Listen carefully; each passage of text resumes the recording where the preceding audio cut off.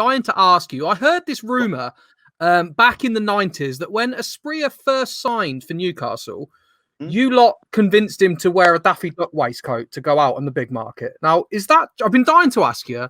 Is that true? Did you wind him up that much? To be honest, Tino's gear was horrendous anyhow. So he getting to wear that, it probably would have improved him because honestly, his gear was shite, right? He could. And the thing is with Tino, you know, like these certain people would put, you know, he'd probably have some. I don't know. He'd have some like I don't know. Let me think of what would be. He'd have some like Versace jeans on, and then he'd have like a Gucci top on, and he'd look like a paraffin lamp. He'd just look like somebody. He'd look like a down and out. Just look at. He just all hung on him. It didn't look right. But with Tino, you look in them eyes, you look at that smile, and you just smile. You didn't matter, you know, because he'd have like I don't know, a gold Rolex on, and he'd have a gold chain on. But it just looked. You'd think that's snide. You see, when he wore it, it looked shit. It looked like the lucky man on the beach. That was what it looked like. And do you know what? He was brilliant. And the thing of it is, he took the wind-ups really well, because you got to remember, he struggled with the language. And it's like Shearer. Shearer's a big wind-up merchant, big practical joker. And Shearer used to, honestly, he'd like, you know, like training sessions would be moved from one session to another and that. And Shearer would always be telling Tino wrong time, wrong place, and everything else. And to be honest, Tino should have really clipped him a couple of times. But Tino just had this whatever, you know, manana. That's the way he was. I honestly, man, I could tell you story after story about that guy. He was. I loved him to death. He could drive you mental when you're playing with him, but he could win you the game on his own. I've never. Some of his skills were freaky. Yeah, an incredible footballer. We had Keith Gillespie on recently, and he was telling us about the top. Yeah, them two are like that, isn't they? Honestly, it's the weirdest friendship I have ever come across. I mean, I know Keith really well. We still, even now, you know, you do the charity games and the golf competitions and everything else. So I still catch up with Keith, and because I'm at the club, I invite Keith back to do, you know, to come around the lounges and that, and you catch up. And then he'll show me little video snippets of him and Tino having the little chats. It's honestly, it's the weirdest thing ever. Did Keith tell you that Tino invited us out for his 50th? Yes, yeah, he said something about that. Yeah. The trouble was, Keith had already. He'd agreed that I think he was playing for Man United, sort of like, you know, in Singapore and everything, so he couldn't make it. Yeah. Tino got his interpreter, Carlos, and he got in touch with me. Shearer was never coming. Les Ferdinand was never coming. Peter Beresford, they hit themselves. So it came down to the last three. And there was Keith, myself, and Rob, and I'm going, I fancy it. I'm saying this is going to be. I'm sorry. I know it's Columbia. I know it's the reputation it goes with. But I'm thinking, we're with Tino. Come on, we're going to get looked after. Yeah. Rob Lee shit himself and went, Bez, can't do it. And I thought, there's one person will go with me. And I went, Keith. Keith went, Bez, I can't. I've already committed to playing in Singapore. And so he didn't come. And I phoned Carlos up and I went, please tell Tino. You know, I would have come, but I weren't going on my own. There was no ways I was doing that. My missus wouldn't have allowed me to go to Columbia on my own. That was a no-no. Well, Keith told us he got noticed like a week before as well. It was just a case, come to Columbia next week.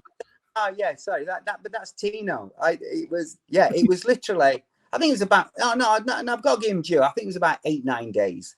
You know, you know, there was plenty of time to think about it. And that was the thing, because Keith had already committed. He weren't like, oh, by the way, down the line I can juggle anything, but that's Tino. He is a legend in his own right. Oh, absolutely. I did a bit of research before this, and it was like he's giving away free condoms during the coronavirus panic. He had his prize bull stolen. He's condoms in Colombia. He's got his own. It's ridiculous. Oh, mate. Yeah. It's the bloke, honestly, the bloke. I got to say, There's a story. I'll go back when he first arrived. His mates used to come over, and they did arrive. Nah, sporadic play, but anyhow, they were. I've got to be careful. When you just go, yeah, not dodgy, but yeah. It's just different kind of characters. That's the best way to describe it. Anyhow, his mate. We were in the canteen. It was after training, and anyhow, I've gone over. Pleased to meet you. They didn't speak much English. And his mate had like this, like a black velvet bag, and I went, "What's that?" And he says, "Oh," and he's going, "You like?" So Carlos now comes. He goes, "Bez, what is it?" He went, I says, "Oh, what's he got?" He says, "Oh, he's got some rings for sale." So I went, "All right," and this is he poured these rings on the table, and they must have been about 100, right? And they were like gold and green, emerald. They were gold and emerald, and I was like, "Look, hey, I'm a Yorkshireman. I'm out for a fucking bargain. I'm in it, right?" So. But when you're looking at it, and I'm thinking, it don't look right. It's like too goldy. It was like yellowy, the rings. And I went, I'm not so sure. Anyhow, I looked at this ring, and I went, that's not bad. That's all right. I went, how much for that? And his mate's going like, he's putting his hand up. He's going 500. And I'm like, nah, no chance. So I'm off bartering. Anyhow. Cut a long story short, I finished it up paying about 380 quid for this ring. So, and I bought it thinking, Mother's Day was coming up. That's what I remember thinking. I'm in Mother, a bit of costume jewelry, I'll be all right. Anyhow, so as you can guess, it didn't come with a box. I went and got a box, wrapped it up. So Mother's Day comes, gives it my mother. She opens it, as my mother would do. John, lovely that. That's lovely. That's really nice. She puts it on. I know my mum thinking, she's looking, that's minging. Because it just didn't match up with her rings. So I went, look, Mum. I said, look, I know you're not sure about it. She went, it's a funny colour. I went, look. She went, I feel awful. I went, Mum, just take it. There's a shop in Sheffield where I said, you cash it in, PA during. Just cash it in. So I said, right. And then she went, I can't do it. I said, look, just cash it in. I said, and get something that you'd like. Mum, just do it. Anyhow. Didn't think anything more of it. About 2 weeks later, my phone rings. My mother's like, hey, not happy with you.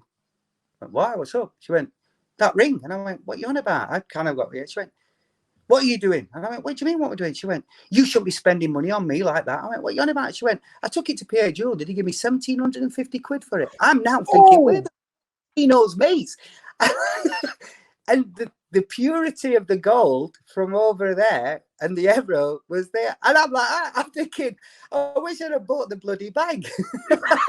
For 300 quid. But Tino's mates had gone back by then. Oh, yeah. So it was always, but that's the thing. With Tino, there was always a story around him.